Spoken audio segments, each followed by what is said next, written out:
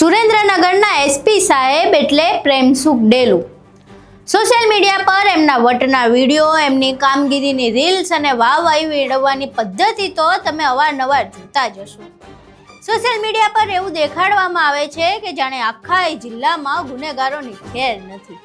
પણ સાહેબ, જ્યારે સોશિયલ મીડિયા પર પરાક્રમો દેખાડવામાં આટલી બધી હોશિયારી બતાવવામાં આવતી હોય ત્યારે તમારા જ નાક નીચે, તમારા જ જોરાવરનગર પોલીસ સ્ટેશન વિસ્તારમાં એક પોલીસ કર્મચારીના ઘરમાં આવડો મોટો ડબ્બા જુગારનો અડ્ડો ધમધમી રહ્યો હતો, એની ખબર તમને કેમ નહોતી પડી? અરે, રાજકોટ રેન્જની ટીમને બહારથી આવીને રેડ કરવી પડી અને ત્યારે ખબર પડી કે ખાખીના ઘરમાં જુગારનો દરબાર બેસે છે. આખી ઘટના શું છે તેના વિશે વિગતે ચર્ચા કરવી છે. નમસ્કાર, તમે જોઈ રહ્યા છો ચક્રવાત ન્યૂઝ. હું આપની સાથે હેમંત.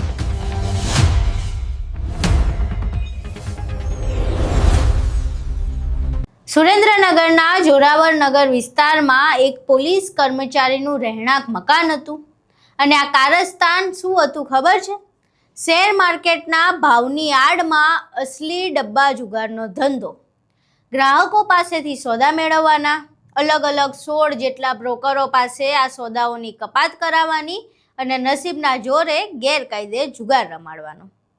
રાજકોટ રેન્જની ટીમે બાતમીના આધારે આખોય પર્દાફાશ કર્યો અને સ્થળ પરથી શું મળ્યું એ સાંભળશો તો તમારી આંખો ફાટી જશે. લેપટોપના 10 નંગ, મોબાઈલ ફોનના 29 નંગ, 4 પેનડ્રાઈવ સાથે નોટબુકો, રોકડ રકમ, વાઈફાઈ અને ચાર્જર, આ બધુંય મળીને કુલ 3,07,000 રૂપિયાનો મુદ્દામાલ ઝડપાયો છે અને કુલ 6 ઈસમો પોલીસના સળિયા પાછળ ધકેલાયા છે. આ રેડમાં police sub inspector BC મિયાત્રા, police inspector સરતેજા અને તેમની આખી ટીમે શાનદાર કામગીરી કરી એ વાત સાચી, પણ સવાલ એ છે કે આ બધું ચાલી કોના ઘરમાં રહ્યું હતું અને કોના ઈશારે કરવામાં આવી રહ્યું હતું? હવે પ્રશ્ન સુરેન્દ્રનગરના એસપી પર થઈ રહ્યો છે કે શું એસપી સાહેબની ગુપ્તચર સિસ્ટમ એટલી બધી નબળી થઈ ગઈ છે કે પોતાના જ ખાતાના માણસો શું ગુનાખોરી ચલાવી રહ્યા છે એની ગંધ સુધા એમને નથી આવતી?